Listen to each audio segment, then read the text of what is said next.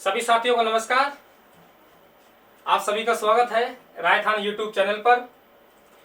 दोस्तों, हमारा ये पाठ चल रहा है, भारत का संविधान हम पढ़ रहे हैं और भारत का संविधान में संवैधानिक विकास हम लोग पढ़ रहे हैं और संवैधानिक विकास के 2 पार्ट आप तक पहुंच चुके हैं। ये पार्ट नंबर 3 है। पार्ट नंबर 3 में हमें बात करनी है 1935 का भारत शासन अधिनियम। दोस्तों, पिछले पार्ट में हमने बात की थी कि 1919 के अधिनियम के जांच के लिए साइमन कमीशन आया। साइमन कमीशन का विरोध किया, उसके बावजूद भी साइमन कमीशन ने अपनी रिपोर्ट पेश की और एक नया कानून बनाना था भारत देश के लिए। उस पर चर्चा के लिए 3 गोलमेज सम्मेलन हुए और 3 गोलमेज सम्मेलन होने के बाद एक श्वेत रिपोर्ट प्रकाशित हुई और लिनलिथगो द्वारा उसकी जांच की गई। जांच करने के बाद में ब्रिटिश संसद के समक्ष उसे रखी और अगस्त 1935 में ब्रिटिश संसद द्वारा उसे पारित की गई। और दोस्तों, वही भारत शासन अधिनियम 1935 बना। ये चर्चा हम लोग कर चुके हैं। जिन स्टूडेंट्स ने पार्ट नंबर 1 और पार्ट नंबर 2 नहीं देखा है तो दोस्तों उन्हें देख लें। तो आज भी लगभग हमारा 1 घंटा ये जो भारत शासन अधिनियम 1935 है दोस्तों, इसी पे जाने वाला है, क्योंकि बहुत गहराई में जाएंगे और 1935 के अधिनियम से सवाल पूछे ही जाते हैं। 1935 के अधिनियम से सवाल पूछे ही जाते हैं। तो दोस्तों, हम लोग चर्चा करें। देखिए, भारत शासन अधिनियम 1935, हेडिंग डाल लीजिए, भारत शासन अधिनियम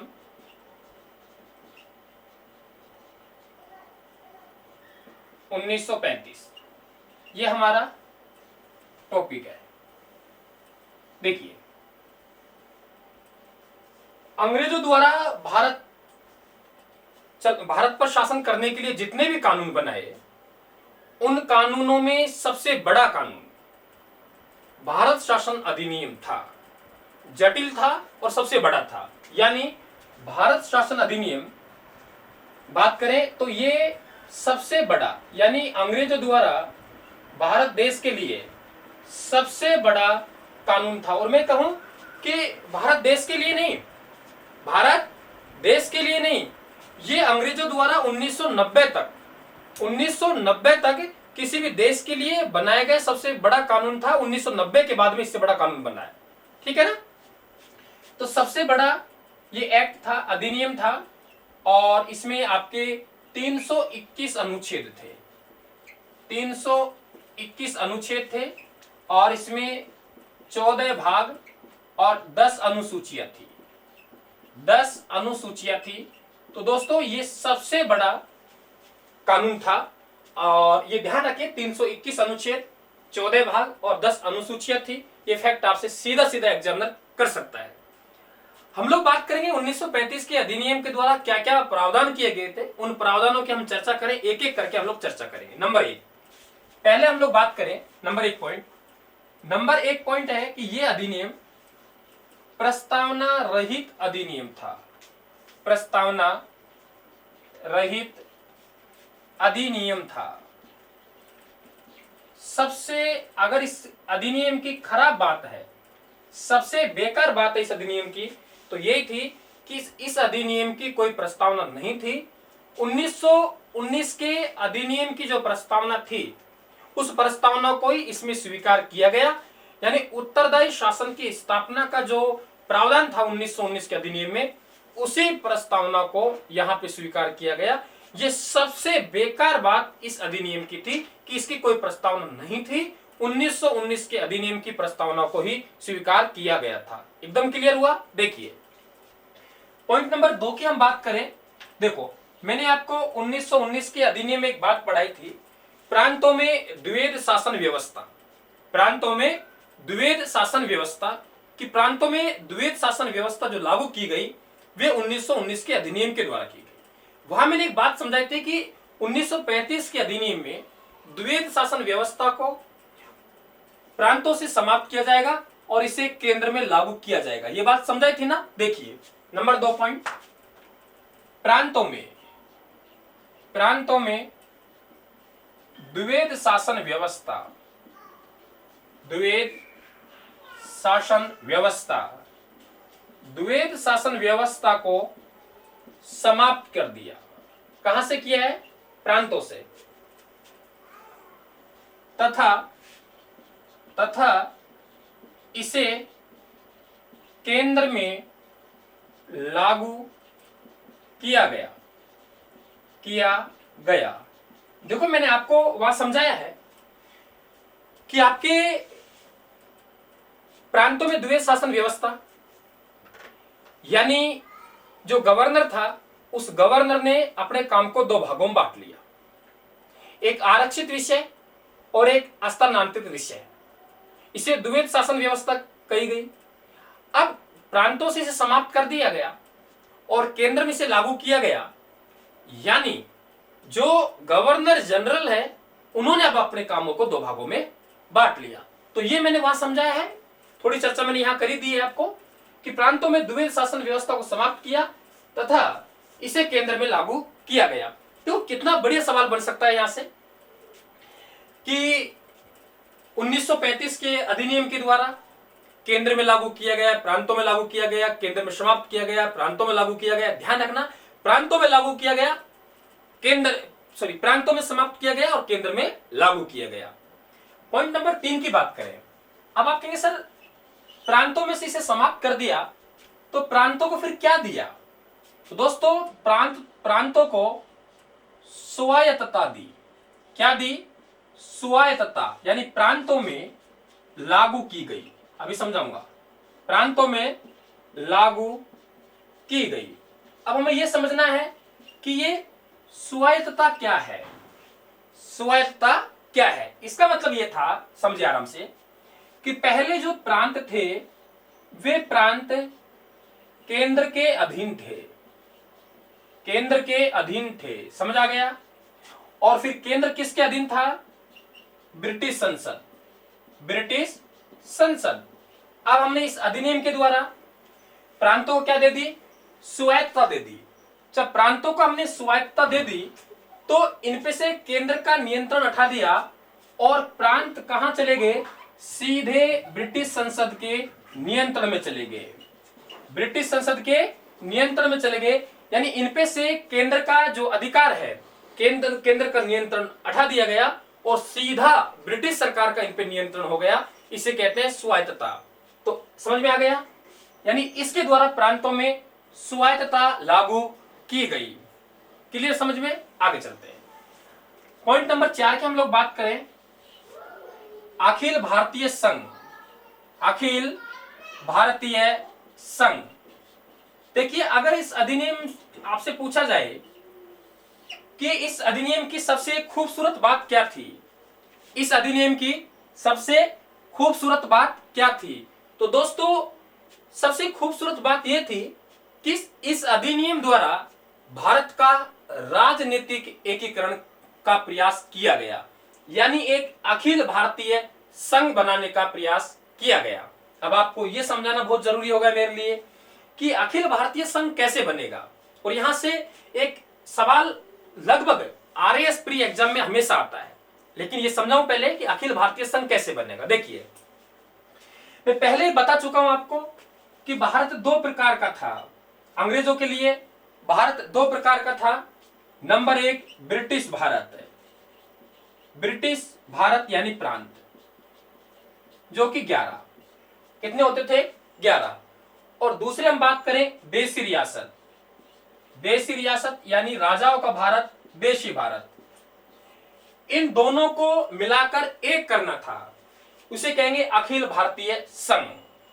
यानी राजनीतिक भारत का राजनीतिक एकीकरण का जो पहला प्रयास किया गया दोस्तों यहां किया गया। तो यह सबसे खूबसूरत पॉइंट था इस अधिनियम का। लेकिन अखिल भारतीय संघ अस्तित्व में नहीं आया। अब आप कहेंगे सर कि अखिल भारतीय संघ अस्तित्व में क्यों नहीं आया, क्या वजह थी?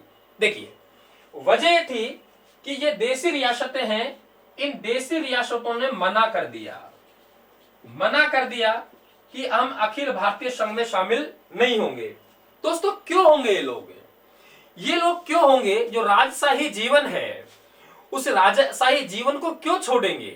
क्यों अपनी रियासतों का सरेंडर करेंगे? ये तो इन्होंने स्पष्ट रूप से मना कर दिया कि हम अखिल भारतीय संघ में शामिल नहीं होंगे। तो दोस्तों ध्यान रखना, प्रयास जरूर किया गया था लेकिन प्रयास सफल नहीं हुआ, यानी अखिल भारतीय संघ है स्थापित नहीं हो सका। दोनों तीनों बात ध्यान रखें, यहां से अच्छे सवाल पूछ सकते हैं। समझ में आ गया? अखिल भारतीय संघ क्लियर? कोई डाउट यहां? फिर से समझ लें आप लोग कि प्रस्तावना रहित अधिनियम था, बहुत अच्छी तरीके से आपके समझ में आ गया। दूसरा, प्रांतों में द्वैध शासन व्यवस्था है, उसे समाप्त करके इसे केंद्र में लागू किया गया। प्रांतों में स्वायत्तता लागू की गई, यानी सीधा ब्रिटिश सरकार का नियंत्रण स्थापित हो गया। और अगला, अखिल भारतीय संघ। दूसरा पॉइंट नंबर 5, ध्यान रखना यह अस्तित्व में नहीं आया था। कारण क्या था? कि देशी रियासतों ने मना कर दिया। पॉइंट नंबर 5 की हम बात करें, संघीय न्यायालय। दोस्तों ध्यान रखना, यहां से सवाल आएगा, संघीय न्यायालय।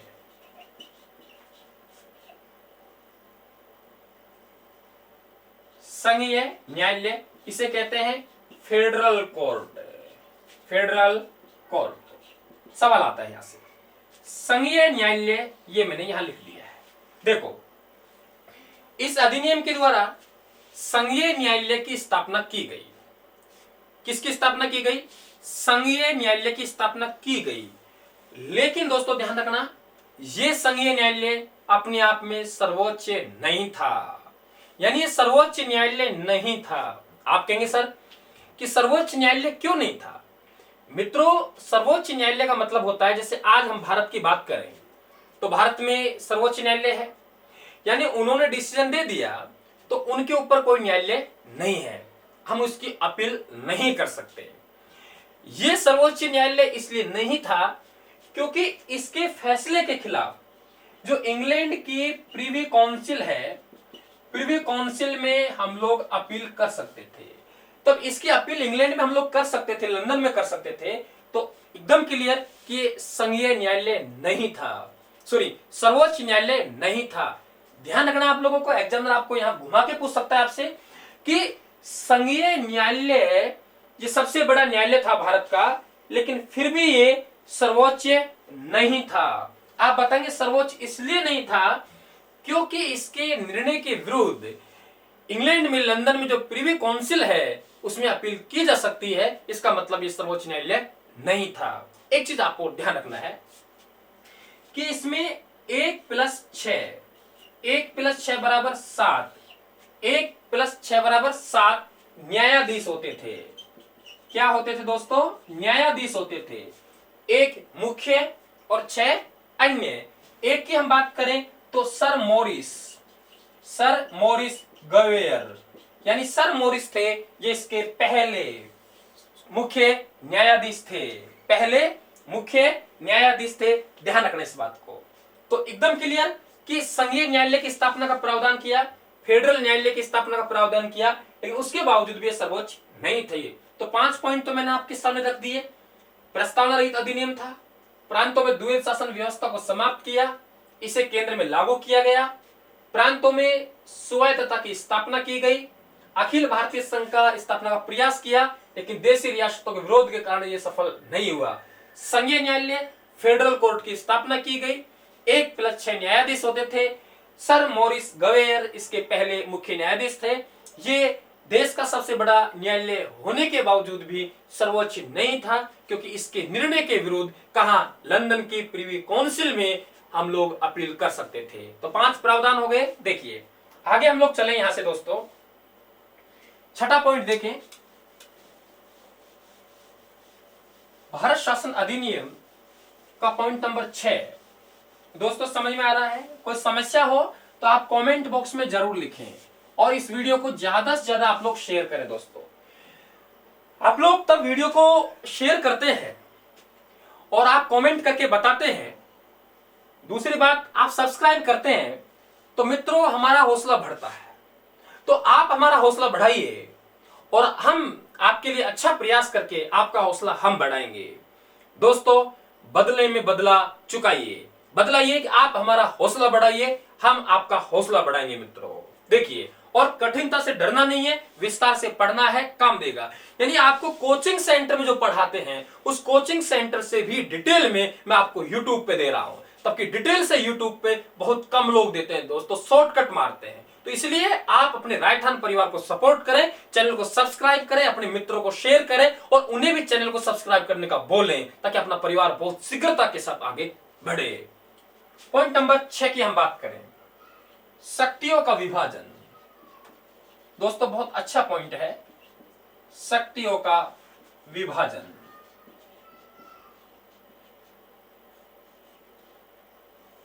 देखिए, आप लोग पढ़ते हो वर्तमान में शक्तियों का विभाजन, और जो 3 सूचियां पढ़ते हो आप लोग, 3 का मतलब नंबर 1 संघ सूची, राज्य सूची, समवर्ती सूची। कितनी सूची हो गई? 3। वर्तमान में भी भारतीय संविधान में है, और आपको पता है बहुत से प्रावधान भारतीय संविधान में 1935 के अधिनियम से ही लिए गए हैं। तो ये शक्तियों का जो बंटवारा किया गया है केंद्र और राज्य के बीच में, इस विभाजन को जो शुरुआत की गई वे भारत शासन अधिनियम 1935 में की गई। और दोस्तों यहां से सवाल बनता है, संघ सूची में केंद्र कानून बनाएगा, राज्य सूची में प्रांत कानून बनाएगा, और समवर्ती सूची में दोनों बनाएंगे, ठीक है, ऐसा हम लोग पढ़ते हैं। संघ सूची में इस समय 59 विषय थे, राज्य सूची में 54 विषय थे, और समवर्ती सूची में 36 विषय थे।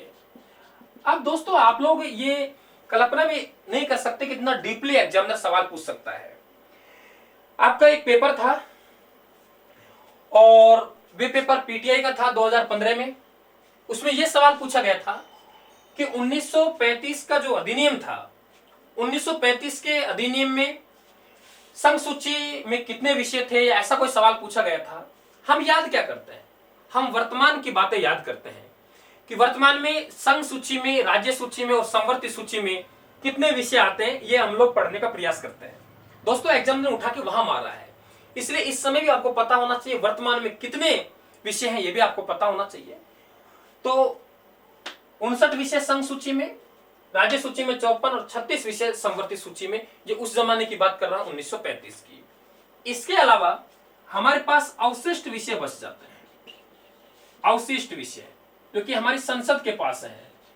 दोस्तों इस समय जो अवशिष्ट विषय हैं ये गवर्नर जनरल के पास थे। किसके पास रखे गए? गवर्नर जनरल के पास। तो ये सवाल भी आपसे पूछा जा सकता है कि 1935 के अधिनियम के द्वारा 3 सूचियों की स्थापना की गई, 3 सूचियों में कौन कौन से विषय हैं ये, और अवशिष्ट विषय हैं, ये अवशिष्ट विषय किसके पास रखे गए थे? गवर्नर जनरल के पास रखे गए थे। क्लियर हो गया?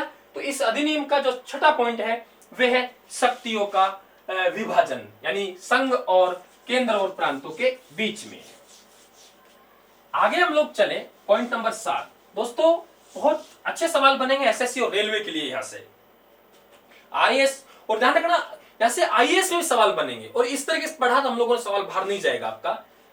पॉइंट नंबर हम आगे बात करें, शायद पॉइंट नंबर 7 होना चाहिए। 7 नंबर पॉइंट, संघीय लोक सेवा आयोग। चर्चा कर चुका हूं मैं 1919 के अधिनियम के साथ। संघीय लोक सेवा आयोग एवं राज्य लोक सेवा आयोग। ध्यान से दोस्तों, मैंने आपको तब 1919 का अधिनियम पढ़ाया था। नोट करें आप लोग, 1919 का अधिनियम पढ़ाया था, तो मैंने आपको केंद्रीय लोक सेवा आयोग पढ़ाया था। केंद्रीय लोक सेवा आयोग, लोक सेवा आयोग, आयोग अक्टूबर 1926। ली कमेटी, ली कमेटी, मैं बात कर रहा हूं 1919 के अधिनियम की। 1919 के अधिनियम में प्रावधान किया गया कि केंद्रीय लोक सेवा आयोग का गठन किया जाएगा, और 1923 में एक कमेटी का गठन किया जिसका नाम ली कमेटी था। ली कमेटी की सिफारिश पर अक्टूबर 1926 में केंद्रीय लोक सेवा आयोग, ध्यान दीजिए मित्रों, केंद्रीय लोक सेवा आयोग, मैंने यहां लिखा है संघीय लोक सेवा आयोग और वर्तमान में संघ लोक सेवा आयोग है, तीनों अलग अलग हैं, तीनों का ध्यान रखना आपसे। तो यहां पे केंद्रीय लोक सेवा आयोग की स्थापना की, राज्यों के लिए अलग से कोई आयोग नहीं बनाया। लेकिन 1935 के अधिनियम के द्वारा केंद्र के लिए जो भर्ती की जाएगी उसके लिए संघीय लोक सेवा आयोग की स्थापना का प्रावधान किया और राज्यों के लिए जो भर्ती की जाएगी उसके लिए राज्य लोक सेवा आयोग की स्थापना का प्रावधान किया गया। क्लियर, समझ में आ गया? तो 7वां नंबर पॉइंट हमारा ये है। पॉइंट नंबर 8 की बात करें हम, भारतीय रिजर्व बैंक, आरबीआई, भारतीय रिजर्व बैंक। दोस्तों ध्यान रखना, भारतीय रिजर्व बैंक की जो स्थापना है उसका जो प्रावधान किया गया, ये प्रावधान भी 1935 के अधिनियम के द्वारा ही किया गया। तो ये भी आपको पता होना चाहिए। 9 नंबर, बहुत इंपॉर्टेंट बात बता रहा हूं, निर्देशों का उपकरण। दोस्तों कितनी अच्छी बात है, देखिए, कभी नाम सुना है आपने? निर्देशों का उपकरण। अगर किसी बच्चे ने सुना हो तो दोस्तों जरूर कमेंट बॉक्स में कमेंट करके बताएं। निर्देशों का उपकरण, एक बार सवाल पूछा गया था कि 1935 के अधिनियम में निर्देशों का उपकरण का प्रावधान किया गया था, जिन्हें वर्तमान के संविधान में क्या कहते हैं? दोस्तों कितना अच्छा सवाल है। निर्देशों का उपकरण यानी वर्तमान में जो नीति निदेशक तत्व है, नीति निदेशक तत्व, ये नीति निदेशक तत्व है दोस्तों, इनका उल्लेख 1935 के अधिनियम में किया गया। लेकिन ध्यान रखना, 1935 के अधिनियम में इनका प्रावधान तो कर दिया गया, प्रावधान किया गया, लेकिन वर्तमान में ये निर्देशों का उपकरण नहीं है, ये नीति निदेशक तत्व कहलाते हैं। तो आपसे पूछा जाए 1935 के अधिनियम में निर्देशों का उपकरण क्या है, आप बताएंगे आज का नीति निदेशक तत्व, उस समय क्या नाम था? निर्देशों का उपकरण। क्लियर? पॉइंट नंबर 10, बर्मा को भारत से अलग किया गया।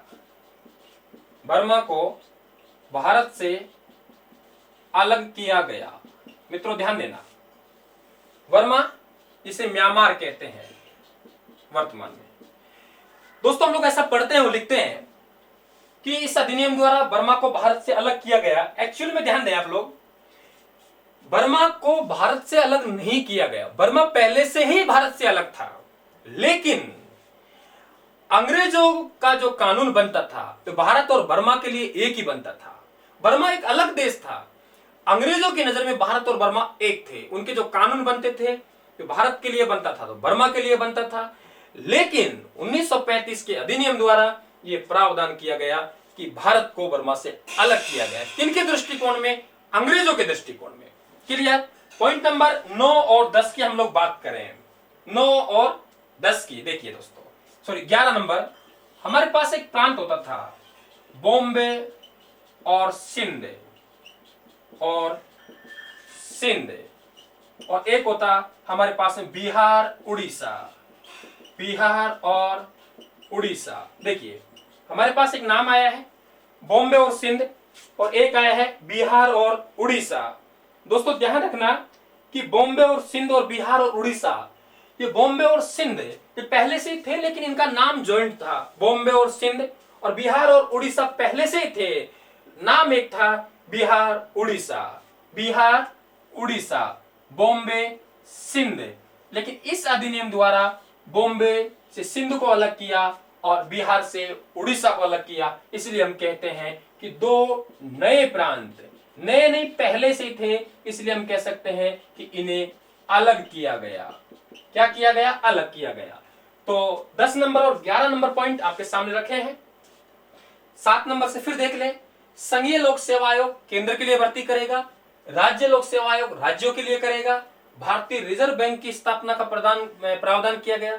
आज के जो हमारे नीति निर्देशक तत्व हैं उन्हें 1935 के अधिनियम में निर्देशों का उपकरण कहा गया। बर्मा जो कि भारत से अलग था, लेकिन अंग्रेजों के दृष्टिकोण में बर्मा और भारत एक थे, तो भारत से बर्मा को अलग किया गया, जिसे वर्तमान में म्यांमार कहते हैं। हमारे पास में बॉम्बे और सिंध प्रांत होता था, बिहार और उड़ीसा प्रांत होते थे। यानी बॉम्बे और सिंध, बिहार और उड़ीसा, इनको अलग अलग किया गया। अगर नए प्रांत की जगह हम लोग ये लिखें, मैंने भी बुक में नए प्रांत लिखे हैं, लेकिन ध्यान रखना अगर उनकी जगह हम लोग ये शब्द रखें कि दोनों को अलग अलग किया गया है, क्योंकि किताब में तो ये लिखा गया है कि नए प्रांतों की स्थापना की दोस्तों, लेकिन तब हम लोग पढ़ते हैं तो हमेशा हमें नए ज्ञान की प्राप्ति होती है। और कभी भी आदमी अपने आप में पूर्ण नहीं है, उसे हमेशा हमेशा उसे नया सीखना चाहिए। तो दोस्तों नया सीखने का हम लोग प्रयास करते रहते हैं, तो नया सीखेंगे तो कुछ गलतियां भी हमें मिलेंगी और कुछ हमें सुधार करने का मौका भी मिलेगा, तो वे करते रहेंगे। ध्यान रखना, नए प्रांत नहीं बने, हम कहेंगे अलग अलग किए गए। क्लियर, समझ में आ गए? बताइए कोई समस्या नहीं है ना? चलिए आगे। स्क्रीनशॉट आप बराबर लेते रहिए भाई, स्क्रीनशॉट आप बराबर लेते रहिए। अब देखते हैं हम लोग 1935 का जो अधिनियम है, उस 1935 के अधिनियम की एक बात और पढ़ते हैं, फिर इस अधिनियम की आलोचना पढ़ेंगे कि इस अधिनियम की आलोचना किन किन ने की और किस आधार पर की, उस आलोचना भी मैं पढ़ाऊंगा आप लोगों को। हम देखते हैं प्रांतीय चुनाव। प्रांतीय चुनाव यानी हमारे पास में 11 प्रांत है दोस्तों, 11 प्रांत। यानी प्रांत मतलब चुनाव कहां? ब्रिटिश भारत में। बार बार कह रहा हूं, जो एक्ट बन रहा है, जो कानून बन रहा है, वे एक्ट और कानून ब्रिटिश भारत के लिए बन रहा है, ब्रिटिश प्रांतों के लिए बन रहा है। देशी रियासतों के लिए कोई कानून नहीं बन रहा है। अंग्रेजों की नजर में भारत दो प्रकार का था। और तब ये बात बार बार इसलिए समझा रहा हूं कि तब हम लोग संविधान सभा पढ़ेंगे, तो दोस्तों संविधान सभा में जब सदस्य पढ़ेंगे, उनका निर्वाचन पढ़ेंगे, तो एकदम क्लियर हो जाएगा कौन सी बात किस प्रकार से थी। इसलिए मैं बातें बता रहा हूं आप लोगों को, ठीक है ना? 11 प्रांतों में चुनाव हुआ दोस्तों। ऐसा माना जाता है कि 6 प्रांतों में 5 + 1, 5 में स्पष्ट, 1 में थोड़ा सा कमी रह गई, जिस वजह से सारा लेके बनाया। 6 प्रांतों में कांग्रेस की सरकार बनी। कांग्रेस की सरकार बनी कितने प्रांतों में? 6 प्रांतों में। तो दोस्तों यह भी ध्यान रखें आप लोग कि जो प्रांतीय चुनाव हुए भारत में, वे प्रांतीय चुनाव भी इस अधिनियम के तहत हुए थे। और 1937 में चुनाव हुए। और ध्यान रखना, वर्तमान में तो कांग्रेस का निशान पंजा है, लेकिन पंजा नहीं था दोस्तों, उस समय पीला बक्सा था। एक जनरल आपसे कभी मजाक करे कि बताइए 1935 के अधिनियम के तहत 1937 में प्रांतों में चुनाव हुए, और प्रांतों में चुनाव हुए, उनमें कांग्रेस का जो चुनाव चिन्ह था क्या था? पीला बक्सा था। एकदम क्लियर? बताइए कोई समस्या? कोई समस्या नहीं है ना? देखिए आप लोग, अब हम लोग बात करते हैं आलोचना। क्या करते हैं? आलोचना की। इस अधिनियम की आलोचना क्या किस प्रकार से रही है, यह मैं आप लोगों को एक बात और समझा दूं कि जैसे प्रांतों में चुनाव हुआ, कांग्रेस की सरकार बनी। अब क्या हुआ कि जो द्वितीय विश्व युद्ध होगा, द्वितीय विश्व युद्ध की जो तैयारियां चल रही थी, तो उस समय अंग्रेजों ने भारतीयों से बिना पूछे दोस्तों, गर्मी काफी है, पंखा चलाएं तो समस्या है, आवाज करेगा, तो इसलिए थोड़ा आप लोग लाज जरूर रखना, हमारी मेहनत करना आप लोग। तो भारतीयों से बिना पूछे ये कह दिया कि भारतीय युद्ध में शामिल होंगे। इस बात को लेकर जो कांग्रेस के प्रतिनिधि हैं, कांग्रेस ने मंत्रिमंडल से इस्तीफा दे दिया। दोस्तों समझना, मंत्रिमंडल से क्या दे दिया? इस्तीफा दे दिया। अब इससे जो मुस्लिम लीग है, मुस्लिम लीग खुशी मनाएगा मुस्लिम लीग, क्योंकि कि जो प्रतिनिधित्व था प्रांतों की विधानसभाओं में, तो वे प्रतिनिधित्व किसका था? कांग्रेस का ज्यादा था। तो तब कांग्रेस ने इस्तीफा दे दिया, तो दोस्तों क्या करेंगे? मुस्लिम लीग है जो 22 दिसंबर, कितना दिसंबर? 22 दिसंबर 1939 को मुक्ति दिवस मनाएगा। क्या मनाएगा? मुक्ति दिवस मनाएगा। ठीक है, मुक्ति मिली। तो यहां इनको जोड़ के देखें आप लोग, प्रांतीय चुनाव जो कि फरवरी 1937 ईस्वी में होगा। कांग्रेस 11 प्रांतों में से 6 प्रांतों में स्पष्ट रूप से अपनी सरकार बनाएगी। पीला बक्सा उनका चुनाव चिन्ह रहेगा। द्वितीय विश्व युद्ध की तैयारियां चल रही थी, अंग्रेजों ने भारतीयों से बिना पूछे बिना सलाह लिए ये कह दिया कि भारतीय युद्ध में शामिल हो जाएंगे। कांग्रेस ने विरोध किया और कांग्रेस ने मंत्रिमंडल से इस्तीफा दे दिया। मुस्लिम लीग ने इसी बात पर 22 दिसंबर 1939 को दोस्तों क्या मनाया? मुक्ति दिवस मनाया। क्या मनाया?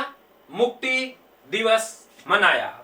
तो यहां ये 1935 का अधिनियम है, उसकी बातें यहां समाप्त होती हैं। अब हम लोग बात करते हैं आलोचना।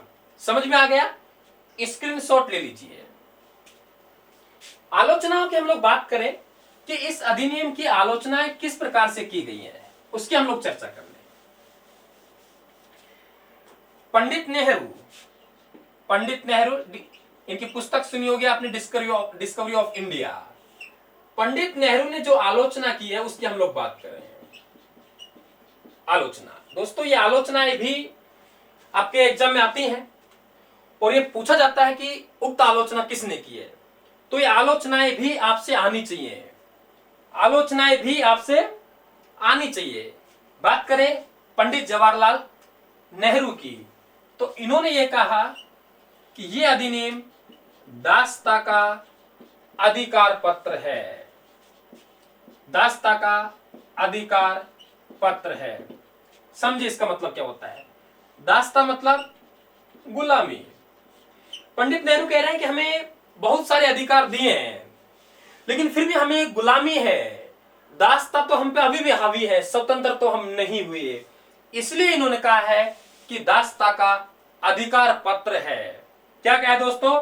दासता का अधिकार पत्र है। दूसरा कहा है इन्होंने कि ये इंजन रहित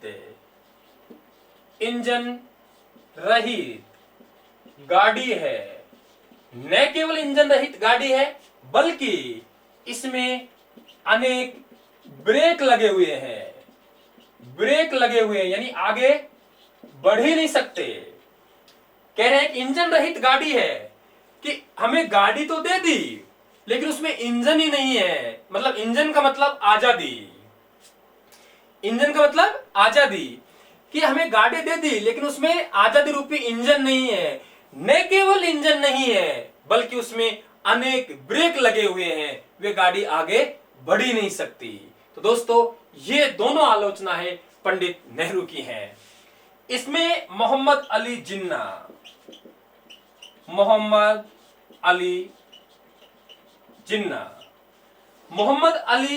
जिन्ना ने भी इसकी आलोचना की। उन्होंने कहा कि ये पूर्णतः सड़ा गला है। सड़ा गला है। न केवल सड़ा गला है, बल्कि ये अस्वीकृति योग्य है। अस्वीकृति योग्य है। समझ में आया कि न केवल ये सड़ा गला है, बल्कि ये अस्वीकृति योग्य भी है। तो दोस्तों 1935 की अधिनियम की आलोचनाएं, देखो मैं आपसे यही निवेदन कर रहा हूं कि आप क्या पढ़ रहे हैं, क्या अपनी डायरी में आप नोट कर रहे हैं। एक एक शब्द का आपको मतलब आना चाहिए। और दोस्तों लाखों में इस जो एग्जाम में विद्यार्थी बैठते हैं, लेकिन सिलेक्शन कुछ हजारों में होता है, क्योंकि विद्यार्थी हमेशा रटने का प्रयास करता है। दोस्तों कितना रट लेंगे आप लोग? आपको एक एक शब्द का मतलब पता होना चाहिए। मैं यही काम कर रहा हूं। बोर्ड पे जो बातें लिखूंगा, एक एक शब्द का मतलब आप लोगों को बतलाऊंगा। और देखिए मैंने भारत का संविधान शुरू किया है, जानबूझ के कठोर पार्ट लिया है। मैं चाहता तो राष्ट्रपति पढ़ा सकता था और मेरे चैनल के सब्सक्राइब गीत गा गा के आपसे बढ़वा, नहीं, कॉमेडी चैनल पे नहीं करेंगे हम लोग। पूरा जो पढ़ेंगे ढंग से पढ़ेंगे ताकि स्टूडेंट को संतुष्टि मिले। मेरा वादा है कि जिस तरह आप कोचिंग में जाते हैं वैसी संतुष्टि आपको यहां मिलेगी, यहां मिलेगी। ध्यान रखना इस चीज को। तो आपका एक ही धर्म बनता है कि मैं आपसे कह रहा हूं कि आप लोग मेहनत करें, तो बिल्कुल आप ईमानदारी के साथ मेहनत करें। जो बच्चा ईमानदारी के साथ मेहनत नहीं करना चाहता है, उसको रायथान के साथ जुड़ने का कोई मतलब नहीं है, कोई फायदा नहीं होगा। और दूसरा, रायथान परिवार को बढ़ाने में आप सहयोग कीजिए। आपका यही दायित्व है कि इन वीडियो को, दोस्तों अपने इतने सब्सक्राइबर नहीं है, नए चैनल है अपना, तो वीडियो जल्दी से लोगों तक नहीं पहुंचेगा। आप यदि प्रयास करें, एक कैंडिडेट 5-5 कैंडिडेटों को वीडियो भेजे, तो दोस्तों अपना रायथान परिवार और ऊंचाइयों पर जा सकता है। और ऊंचाइयों पर जाएगा तो नए हौसलों के साथ अपन काम करेंगे। ठीक है, तो 1935 का अधिनियम हमारा कंप्लीट हुआ।